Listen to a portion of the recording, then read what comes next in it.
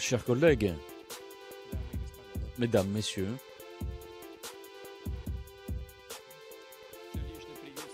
je salue chaleureusement au Kremlin pour cette cérémonie officielle de remise des lettres de créance les ambassadeurs extraordinaires et plénipotentiaires de 28 pays. Vous pouvez tous compter, chers collègues, sur la coopération des autorités russes, du ministère et des services de l'État et d'une attitude positive de la part des entreprises russes, des représentations de la société et des autorités russes à votre égard. La traduction est en cours? Vous avez la traduction, c'est bon? Nous sommes sincèrement intéressés à ce que votre activité rencontre des succès.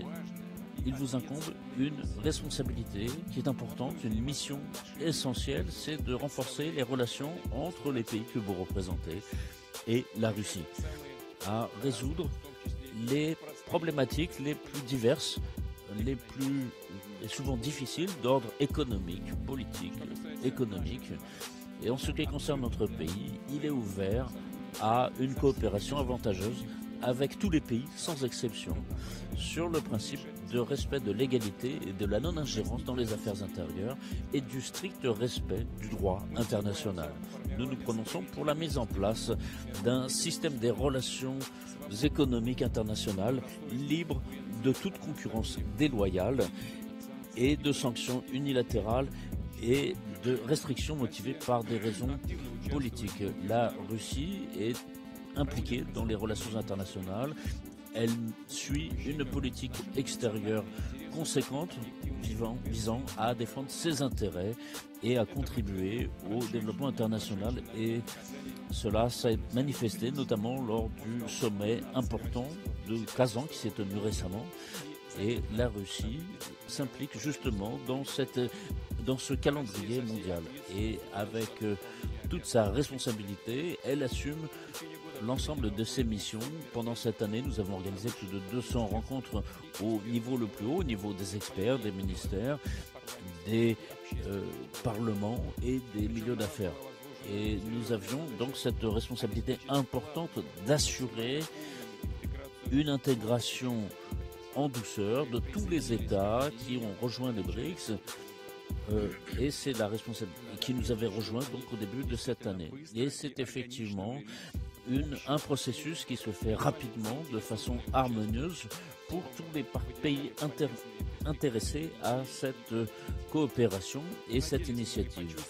Nous avons ressenti effectivement l'intérêt pour les BRICS qui s'établissent justement sur ce respect des intérêts mutuels dans la volonté de parvenir à des résultats concrets et tangibles. Et donc nous avons poursuivi dans le cadre de ce sommet une réunion spéciale avec les pays amis et partenaires des pays du Sud et de l'Est dans le cadre de ce qui s'appelle les BRICS+.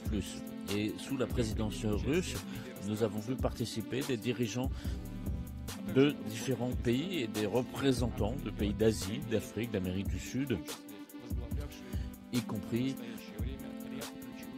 notamment des représentants aussi d'organisations régionales.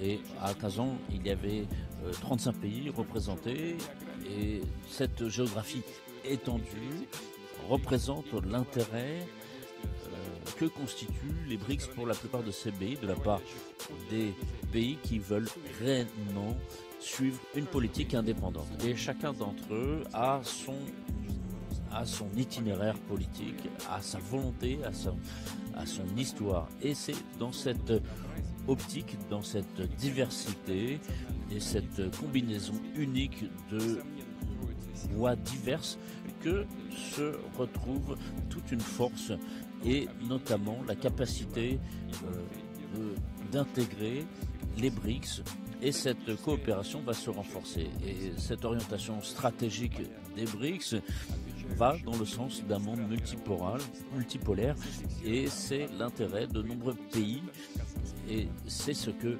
reprend justement la déclaration finale de Kazan. Et cette déclaration a confirmé qu'il y a d'autres pays partenaires, de nouveaux pays qui sont intéressés, et la liste des pays potentiellement candidats à rejoindre ces pays ont reçu des invitations, ils ont vu des réactions positives à leur intérêt.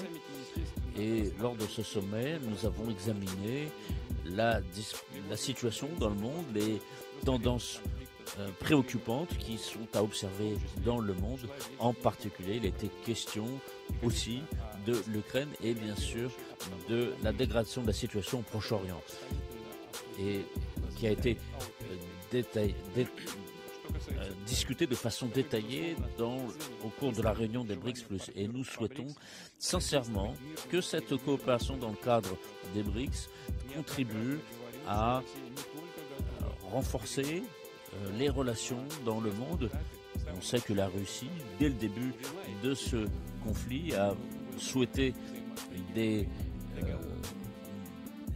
non seulement souhaité, mais a participé à des négociations, mais la partie ukrainienne, à l'inspiration de conseils venus de l'extérieur, a renoncé à l'accord qui était presque validé.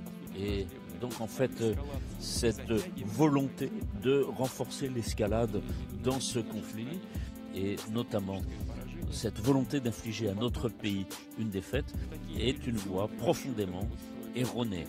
Et seuls ceux qui ne connaissent pas l'histoire de la Russie et ne prennent pas en compte sa force, sa cohésion, la cohésion du peuple russe, peuvent continuer à commettre cette erreur. Et donc, mesdames, messieurs, je vous invite à contribuer justement à ce que les capitales des pays que vous représentez aient une vision plus juste et objective de la réalité politique dans notre pays. Mesdames, messieurs, aujourd'hui, la cérémonie à laquelle vous participez, où il y a vos pays, le Japon, le Canada, Israël, Malte, la Birmanie, le Burkina Faso, la Malaisie, la Bosnie-Herzégovine, l'Albanie, la Nouvelle-Zélande et d'autres pays. Je sais que nous avons des contacts au niveau bilatéral. Avec certains d'entre vous, les contacts sont réduits au strict minimum. Les échanges ont été gelés les échanges aussi sur les questions pas seulement économiques mais aussi politiques, et donc nous voudrions croire que une position juste et équilibrée reprendra le dessus et que nous pourrons reprendre nos coopérations, parce que les relations entre vos pays et la Russie ont des racines profondes en faveur d'un échange enrichissant, culturel, économique, et la volonté de travailler ensemble à résoudre les conflits régionaux. Dans la mesure où il y a ici une représentante de l'État d'Israël, je tiens à rappeler que la Russie participe de façon active à la recherche d'une solution au conflit israélo-palestinien pour éviter qu'il dégénère en conflit généralisé dans la région. Et nous appelons l'État d'Israël à trouver une solution sur la base du droit international et des règles communément admises. Il y a encore la formule des deux États qui a toujours été préconisée et qui a été validée par l'ONU, notamment par l'Assemblée générale. Il y a ici dans cette salle des pays beaucoup plus positifs dans la volonté de travailler avec la Russie, comme le Burkina Faso, le Zimbabwe, l'Argentine et d'autres pays. Et nous avons ici la volonté de travailler avec vos pays dans un esprit de partenariat, de respect des intérêts mutuels, et nous continuerons à renforcer nos contacts sur les plans économiques et politiques, sur le plan culturel, du sport, de la formation. Et à titre d'exemple, je montrerai ce que la Russie fait avec l'Inde, où nous avons justement des relations de partenariat privilégiés. Nos pays travaillent ensemble, tant sur le plan bilatéral que sur le plan multilatéral, dans le cadre de l'ONU, de l'Organisation de coopération de Shanghai, dans le G20 et bien entendu au sein des BRICS. Tout cela a été confirmé par les discussions détaillées que j'ai eues avec le Premier ministre Modi à Kazan. Il y a eu des représentants de pays africains et cette semaine à Sochi, nous avons participé. Nous aurons aussi des relations au niveau du partenariat ministériel avec les pays africains, au cours desquels nous pourrons discuter des plans d'extension des relations entre la Russie et les pays du continent. Et à cet égard, qui se développe activement en ce moment. Ceci doit se faire, bien entendu, au profit de tous les pays, pour la croissance économique et sociale, pour accroître le bien-être des personnes. Bien entendu, il y a des éléments positifs avec les relations avec chaque pays, notamment de l'Amérique latine, d'Asie. Et bien sûr, les ambassadeurs de la Biélorussie, de l'Azerbaïdjan, de la Kirghizie, tous ces États sont des proches voisins et de très bons amis et aussi des partenaires stratégiques et des alliés de la Russie. Nous avons rencontré ces dirigeants en octobre à Moscou lors de la réunion de la CEI et nous nous retrouverons à la fin du mois de décembre pour établir les résultats des perspectives. En 2025, ensemble,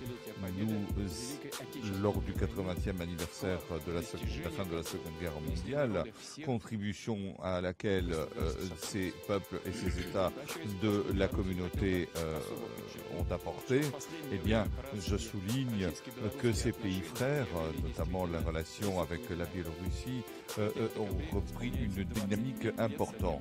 En décembre, nous célébrerons le 25e anniversaire de nos relations diplomatiques et il y aura à ce moment-là une réunion de l'Assemblée. Je voudrais souhaiter à la Biélorussie tous mes voeux pour la présidence de la communauté. Avec le Kirghizistan, il y a eu un secteur autonome de la République fédérative socialiste de Russie, ce qui a permis des échanges culturels et une communauté culturelle. Et ensuite, bien sûr, l'État souverain kirghize qui constitue une alliance pour nous. Dans ce même esprit, nous avons créé des relations particulières avec l'Azerbaïdjan. Nous faisons tout pour normaliser les relations entre l'Azerbaïdjan et l'Arménie et garantir une paix solide au Caucase, avec un accord de paix, une délimitation des frontières de l'État et un déblocage des communications et des transports dans le cadre d'un accord de haut niveau, dans le cadre de l'accord de haut niveau signé pour 2020-2025. Je ne peux pas ne pas exprimer mon insatisfaction en voyant l'Azerbaïdjan et l'Arménie qui ont utilisé la plateforme du sommet des BRICS pour discuter des questions essentielles pour parvenir à une paix durable et à une concorde internationale. En conclusion, j'aimerais vous souhaiter à tous plein succès dans vos fonctions professionnelles et dans votre mission diplomatique importante. J'espère que votre séjour et votre travail en Russie vous laissera une impression favorable. Je vous souhaite tous mes vœux et je vous remercie de votre attention. Merci beaucoup.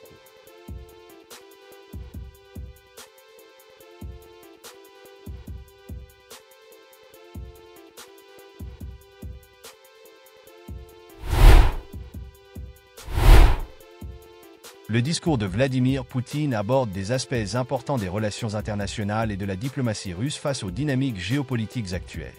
Poutine met en avant la nécessité d'une unité solide et d'une grande résilience. Il rappelle que la cohésion du peuple russe est cruciale pour résister aux pressions extérieures qui visent à affaiblir stratégiquement la Russie. Cette notion de résilience collective renforce l'idée d'une Russie qui, malgré les incompréhensions et les perceptions erronées de ses opposants, reste déterminée à se défendre. Le président russe appelle également à une diplomatie équitable.